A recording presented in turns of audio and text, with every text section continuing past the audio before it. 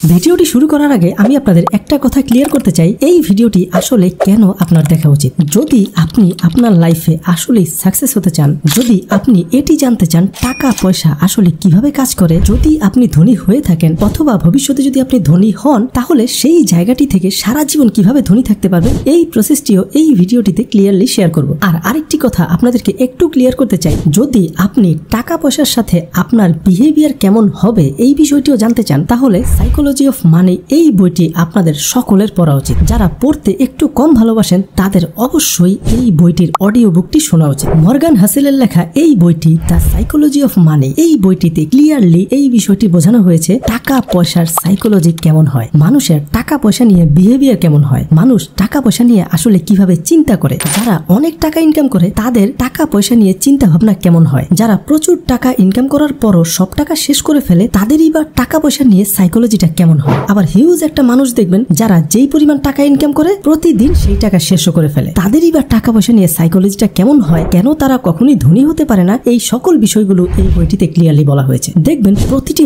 মানুষেরই না টাকা পয়সা নিয়ে তার নিজ নিজ একটা সাইকোলজি থাকে। মানুষ তার নিজের জ্ঞান বুদ্ধি যেমন, টাকা পয়সার সাথে তারা বিহেভও ঠিক তেমনই করে। আর এ কারণেই দেখবেন কিছু মানুষ খুব দ্রুত ধনী হয়ে যায়, আর কিছু মানুষ ধনী হওয়ার পরও সকল টাকা শেষ করে গরিব হয়ে যায়। দেখুন, টাকা পয়সা কামানো এবং এরপর টাকা পয়সা জমানো এবং সেটিকে কোথাও না কোথাও ইনভেস্ট করা, এটি কিন্তু একটা মহা বড় স্কিল। আর এই স্কিল বেশিরভাগ মানুষ আয়ত্ত করতে চাই না, অনেকে তো এই স্কিলটি সম্পর্কে জানেই না। আর এ কারণেই দেখবেন আমরা সমাজে সকল মানুষই অল্প বেশি বা তার চেয়েও বেশি টাকা কিন্তু ইনকাম করি ঠিকই, কিন্তু এই আমাদের মধ্যেই অল্প কিছু মানুষ ঠিকই একটা সময় ধনী হয়ে যায় আর আমাদের অবস্থা যেখানে ছিল সেখানেই পড়ে থাকে। আর এটি হলো মানির সাইকোলজি, মানে যেই ব্যক্তি ধনী হয়েছে তার টাকা পয়সা নিয়ে চিন্তা ভাবনা বা সাইকোলজি একরকম ছিল আর আমাদের সকলের আরেক রকম ছিল। তো চলুন এখন এই সাইকোলজি অফ মানি বইটি থেকে এমন কিছু গুরুত্বপূর্ণ পয়েন্ট জানা যাক যেগুলো ছাড়া আসলে লাইফে ধনী হওয়া সম্ভবই নয়। তো বইটিতে সবার প্রথম যে বিষয়টি ক্লিয়ারলি বলা হয়েছে সেটি হচ্ছে টাকা পয়সাকে কখনোই নষ্ট করো না, ডোন্ট ওয়েস্ট মানি। চলুন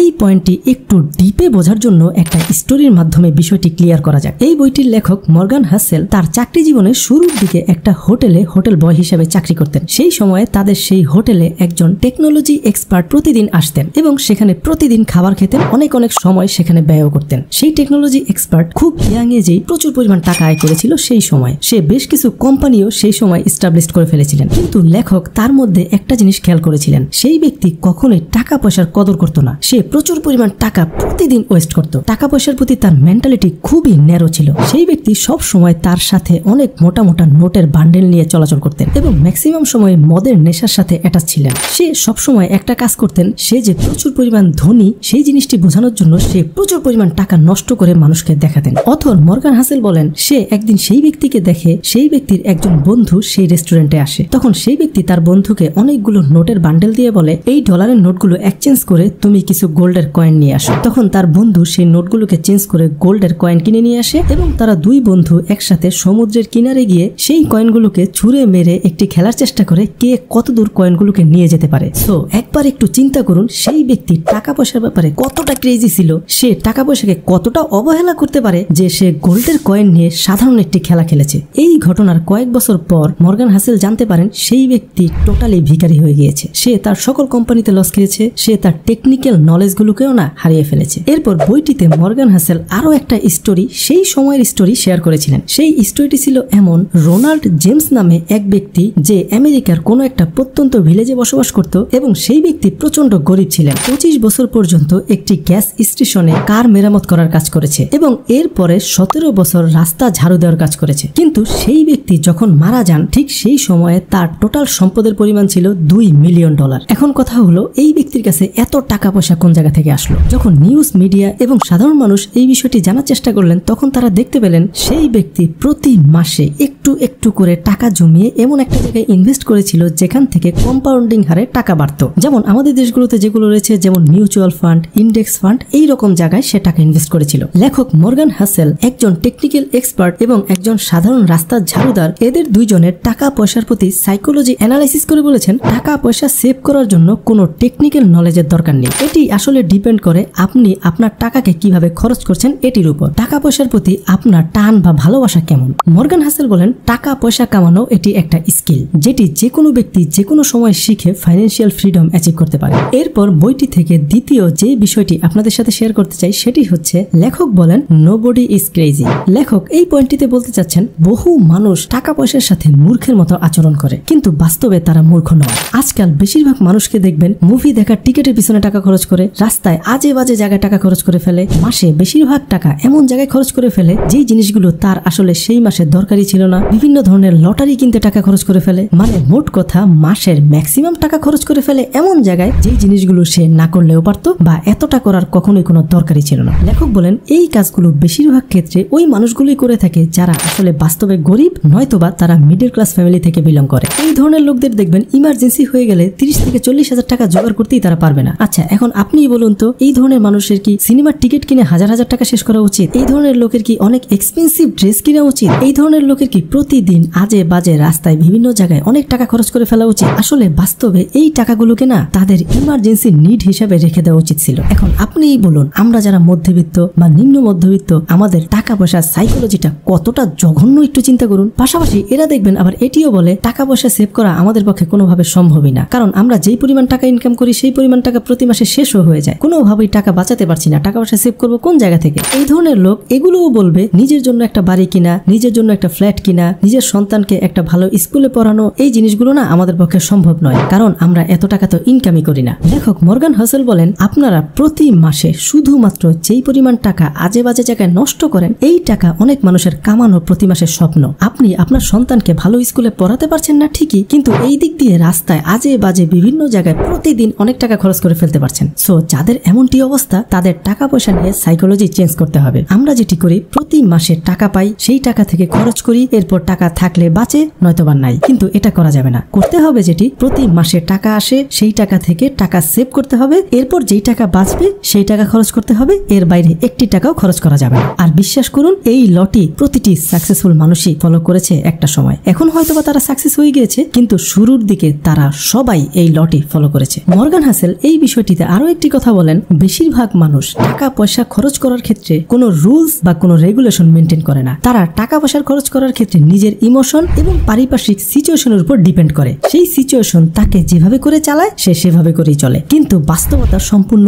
উল্টো, কারণ বাস্তব চলে অ্যানালাইসিস দিয়ে, পরিবেশ বা নিজের আবেগ দিয়ে নয়। তাই খরচ করার জন্য ক্যালকুলেটিভ হতে হবে, আবেগের এখানে কোনো জায়গায় নেই। বইটি থেকে এরপর যেই পয়েন্টটি শেয়ার করতে যাচ্ছি সেটি হচ্ছে লাক এন্ড রিস্ক। লাক এবং রিস্ক নিয়ে মর্গান হাসেল বলেন এই দুটি পরস্পরের সাথে ভাই ভাই। এই দুটি জিনিস আমাদের বাস্তব লাইফের সাথে পুরোপুরি কানেক্টেড। এই দুটি জিনিসের একটিকেও আপনি কোনোভাবেই বাদ দিতে পারবেন না। চলুন এই বিষয়টি একটা রিয়েল স্টোরি থেকে একটু ক্লিয়ারলি বোঝা যাক। লেখক বলেন 1968-এ যখন বিল গেটস তার স্কুলটিতে পড়তে যেতেন, ঠিক সেই সময় পুরো পৃথিবীতে আরো 8 কোটি ছেলে মেয়ে স্কুলে পড়াশোনা করত। বিল গেটস যেই লেকসাইড স্কুলটিতে পড়াশোনা করতেন সেই স্কুলটি সেই সময় অনেক রিচ স্কুল ছিল। সেই সময় সেই স্কুলটিতে কম্পিউটার ছিল যেটি দিয়ে বাচ্চাদের সেই সময় শিক্ষা প্রদান করা হতো। আর বিল গেটস সেই সময়ের একজন লাকি স্টুডেন্ট যে সেই সময় কম্পিউটার সম্পর্কে শিখার সুযোগ পেয়েছিল। অন রেকর্ড একটা ইভেন্টে বিল গেটস সরাসরি বলেছিলেন যদি সে সেই সময় লেকসাইড স্কুলটিতে পড়াশোনা না করতেন তাহলে হয়তোবা আজকের এই মাইক্রোসফট কোম্পানিটি হতোই না। বিল গেটসের আজকে এই পর্যন্ত সাকসেস হওয়ার পেছনে অনেকগুলো বেশ বড় বড় রিজন রয়েছে, তার মধ্যে একটা বড় রিজন হলো তার লাক। বিল গেটস সেই সময় তার স্কুল বন্ধু কেন্ট সম্পর্কে বলেছিল, সেই সময় আমি যখন স্কুল বাদ দিয়ে আমার মাইক্রোসফটের জন্য কাজ করা শুরু করেছিলাম, আমার বন্ধু কেন্ট সেই সময় আমার সাথে আসেনি। সে পড়াশোনা করেছিল জীবনে অনেক ভালো কিছু করার জন্য। যদি সেই সময় কেন্ট আমার সাথে স্কুল ছেড়ে দিত তাহলে আজ সে আমার এই কোম্পানি মাইক্রোসফটের একজন ফাউন্ডার হতো। যাই হোক, এই পয়েন্টটিতে মর্গান হাসেল যেটি বলতে যাচ্ছেন, এখানে বিল গেটসের লাকটা অনেক ভালো ছিল যেটি কেন্টের ক্ষেত্রে ঘটেনি। বিল গেটস অনেক বড় রিস্ক নিয়েছিলেন যেটি বিল গেটসের জন্য কাজে লেগে গিয়েছে। দেখুন, প্রতিটি সাকসেসের পিছনে রিস্ক এবং লাক ছাড়াও আরো বেশ কিছু জিনিস ডিপেন্ড করে, যেমন পরিবেশ পরিস্থিতি, হার্ডওয়ার্কিং করার ক্ষমতা, সঠিক ডিসিশন নেওয়ার ক্ষমতা,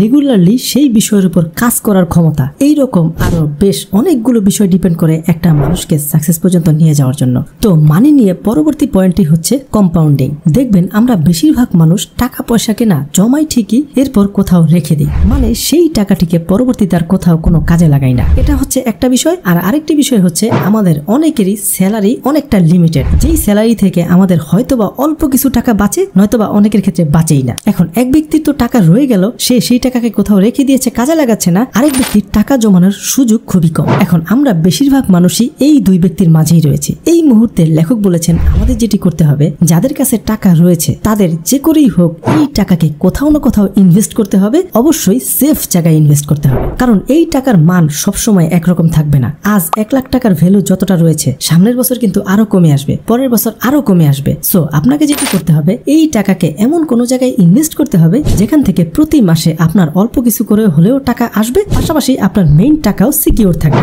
এবার যাদের প্রতি মাসে হাতে খুব একটা টাকা থাকে না তাদের ক্ষেত্রে লেখক বলেছেন আপনাদের যে করেই হোক নিজের খরচকে কিছুটা হলেও কমিয়ে নয়তোবা নিজের কাজের পরে অন্য একটা এক্সট্রা কাজ করে কিছু টাকা প্রতি মাসে জমাতেই হবে। এরপর শুধু জমালেই হবে না, এই টাকাকে এমন কোনো জায়গায় জমাতে হবে যেখান থেকে সেই টাকা বাড়বে। ধরুন আপনি কয়েক মাস চেষ্টা করে 50,000 টাকা জমিয়েছেন, এখন এই 50,000 টাকা রেখে দেওয়া যাবে না। আপনি আপনার এলাকায় অথবা বন্ধু বান্ধব যার সাথেই পারেন সে যেই ছোট বিজনেসটি করছে আপনি সেখানে আপনার 50,000 টাকা দিয়ে দিন। তাহলে দেখা যাবে সেই 50,000 টাকা কিছুদিন পর 60,000 হবে, 70,000 হবে। কিন্তু আপনি যদি নিজের কাছে রেখে দেন তাহলে সেই টাকা একটা সময় কমেও যেতে পারে। যাই হোক, এটা তো বললাম ছোট একটা এক্সাম্পল। এভাবে করে আপনি যদি আগামী 5 বছর ট্রাই করতে থাকেন তাহলে একটা সময় দেখবেন এই ছোট ছোট বেশ কিছু বিজনেসের মধ্যে আপনার কোনো একটা বিজনেস বা বেশ কয়েকটা বিজনেস একটু বড় হয়ে যাবে, মানে তখন আপনার ইনকাম একটু বেশি আসা শুরু হবে। আর এরপর আপনি যেটি করবেন আপনার যেই চাকরিটি রয়েছে সেই চাকরিটি যদি খুবই সুইটেবল এবং ভালো স্যালারির হয় তাহলে সেটি কন্টিনিউ করবেন, নয়তোবা সেই চাকরি ছেড়ে দিয়ে আপনার যেই বিজনেসগুলো রয়েছে এর মধ্যে সবচেয়ে লাভজনক যে বিজনেসটি রয়েছে সেটিতে আপনি বেশ কিছু টাকা ইনভেস্ট করে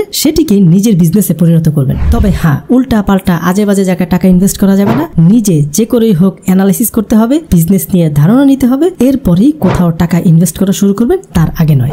এরপরের পয়েন্টটি হলো ইউ উইল চেঞ্জ। দেখুন, সময় সব সময় চেঞ্জ হতেই থাকবে। আজকে থেকে 5 বছর আগে আমাদের শহর, আমাদের জীবনযাত্রার মান ঠিক যেমনটি ছিল আজ কিন্তু তেমনটি নেই। 10 বছর আগে যেমনটি ছিল তেমনটির সাথে এখন কোনো যোগাযোগই নেই, এতটা চেঞ্জ হয়ে গিয়েছে। এটা হচ্ছে একটা বিষয়। আর আরেকটা বিষয় হচ্ছে আমাদের বয়স বাড়ার সাথে সাথে আমাদের দায়িত্ব কিন্তু বাড়তে থাকে। সো 5 বছর আগে আমি টাকা পয়সা নিয়ে যেভাবে চিন্তা করতাম 5 বছর পর আজ কিন্তু সেভাবে চিন্তা করতে পারছি না। আর আরো টাফ বিষয় হলো আজকে থেকে 5 বছর পর আরো টাকা পয়সা নিয়ে এভাবে চিন্তা করতে পারবো না। সো টাকা পয়সা নিয়ে চিন্তা ভাবনাটা আপনার 5 বছর আগেই করে রাখতে হবে, মানে 5 বছর পর আপনি টাকা পয়সার কোন চাপে পড়তে যাচ্ছেন। দেখবেন 18 বছরের একটা বাচ্চার কাছে 20,000 টাকার ভ্যালু যেমন, একটা 25 বছরের ছেলের কাছে 20,000 টাকার ভ্যালু কিন্তু তার চেয়ে অনেক বেশি। একটা 35 বছরের মধ্যবয়স্ক মানুষের কাছে 20,000 টাকার ভ্যালু অনেক অনেক বেশি। সো বুঝতেই পারছেন টাকার ভ্যালু সময়ের সাথে সাথে না চেঞ্জ হতে থাকে। পাশাপাশি আরেকটা বিষয় হচ্ছে আজ যেই ছেলেটিকে আপনি দেখছেন খুবই ভদ্র সেই ছেলেটি 10 বছর পর একজন সন্ত্রাসীও হতে পারে। আবার যেই ছেলেটিকে দেখছেন খুবই বেয়াদব সেই ছেলেটি 10 বছর পর অনেক জিনিয়াসও হয়ে যেতে পারে। সো সময়ের সাথে সাথে মানুষ নিজেও অনেক পরিবর্তন হয়। সো এই এক্সাম্পলটি দিলাম এই কারণে আজ হয়তোবা আপনার খারাপ সময় যাচ্ছে কিন্তু সামনের দিনগুলোতে আপনার খারাপ যাবে এমনটি কিন্তু নয়। এখন ভালো করার জন্য যেটি করতে হবে সেটি হচ্ছে আপনার যে কোনো একটা বিষয়ের উপর না স্কিলড হতে হবে, মানে সেই বিষয়টার উপর একজন এক্সপার্ট হতে হবে। যখন আপনি কোনো একটা বিষয়ের উপর এক্সপার্ট হয়ে যাবেন, যেমন ধরুন আপনি চা বিক্রি করেন, এখন চায়ের টেস্টের উপর আপনি এতটাই এক্সপার্ট আপনি এখন জঙ্গলে গিয়ে দোকান দিলেও মানুষ আপনার দোকানে খেতে আসে। সো এটা একটা বড় এক্সপার্টিস। বা আপনি ধরেন বিল্ডিং কনস্ট্রাকশন ইঞ্জিনিয়ার, এখন আপনি এমন একটা বিল্ডিং এর ডিজাইন করলেন যেই ডিজাইনটি দেখার পর সারা শহরের মানুষ আপনাকে খুঁজতেছে তার বিল্ডিং এর ডিজাইন করে দেওয়ার জন্য। সো বুঝতেই পারছেন নিজেকে যখন এক্সপার্ট করে ফেলবেন টাকা পয়সা আপনার কাছে এমনিতেই ছুটে চলে আসবে। তাই মর্গান হাসেল বলেন টাকা পয়সা না আপনার কাছে কখনোই আসবে না, আপনি স্কিলের কাছে যান, টাকা পয়সা স্কিলের কাছে চলে আসবে। সো টাকা পয়সা নিয়ে এই চিন্তা ভাবনাটা না সবসময় মাথায় ক্লিয়ার করে ফেলুন। টাকা আপনার কাছে আসে না, টাকা স্কিলের কাছে যায়, আপনি স্কিলের কাছে দৌড়ান।